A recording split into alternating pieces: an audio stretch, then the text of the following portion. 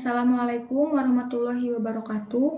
Nama saya Nefuji Nur Aulia, NPM 100417152, Fakultas Hukum Universitas Islam Bandung. Pada kesempatan kali ini saya akan memaparkan jurnal saya dengan judul Analisis terhadap batasan-batasan materi muatan undang-undang organik dihubungkan dengan asas-asas peraturan perundang-undangan berdasarkan Undang-Undang Nomor 12 Tahun 2011, Jo Undang-Undang Nomor 15 Tahun 2019.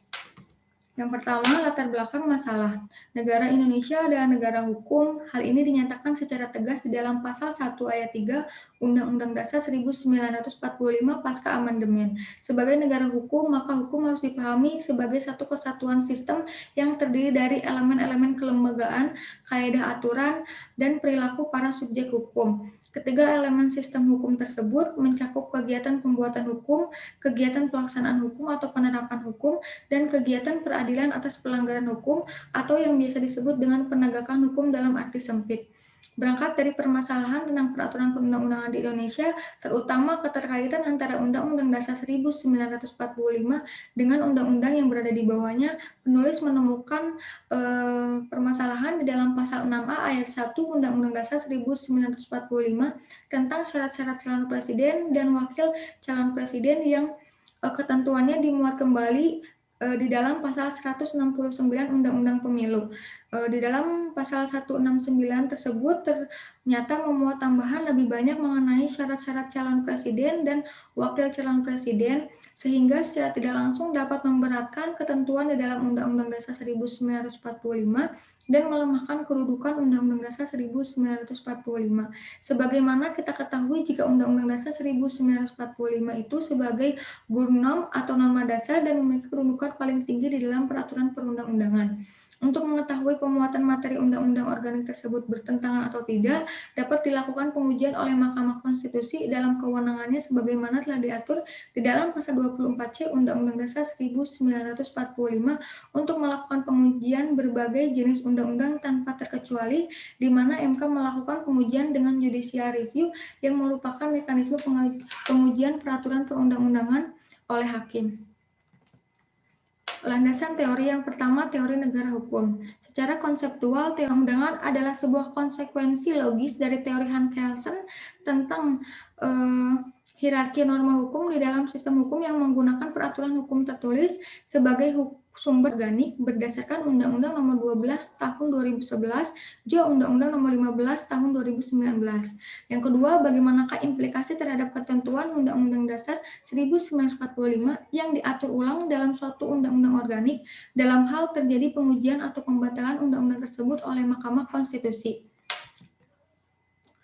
Pembahasan hasil penelitian yang penulis analisis, yaitu menghasilkan 2 poin.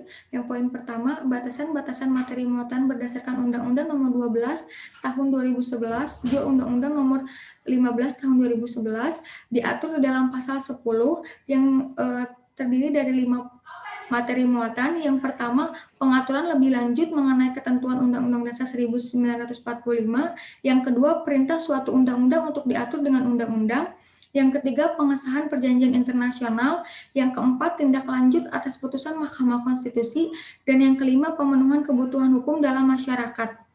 Poin yang kedua, implikasi terhadap ketentuan Undang-Undang Dasar 1945 yang dimuat ulang undang-undang organik dalam hal terjadi pengujian atau pembatalan oleh putusan Mahkamah Konstitusi, yaitu implikasinya apabila dilakukan pengujian undang-undang terhadap Undang-Undang Dasar 1945 oleh Mahkamah Konstitusi tidak berakibat terhadap ketentuan Undang-Undang Dasar 1945 tersebut. Karena Undang-Undang Dasar 1945 sebagai dasar dari sistem hukum berdasarkan selanjutnya, kesimpulan. Berdasarkan dari analisis terhadap permasalahan yang dikaji, penulis menyimpulkan bahwa kelima materi muatan yang terdapat di dalam Pasal 10 Undang-Undang Pembentukan Peraturan Perundang-undangan terkait batasan materi undang-undang organik dan undang-undang non-organik, maka ada 2 poin yang tidak membatasi undang-undang organik, yaitu tindak lanjut putusan Mahkamah Konstitusi dan pemenuhan kebutuhan dalam masyarakat. Yang kedua, berdasarkan analisis penulis terhadap implikasi dari pengujian Undang-Undang Organik oleh Mahkamah Konstitusi tidak berakibat terhadap ketentuan Undang-Undang Dasar 1945, dikarenakan Undang-Undang Dasar 1945 sebagai dasar hukum, sehingga meskipun tidak dimuat di dalam ketentuan undang-undang di bawahnya, materi muatan Undang-Undang Dasar 1945 tetap menjadi norma dasar.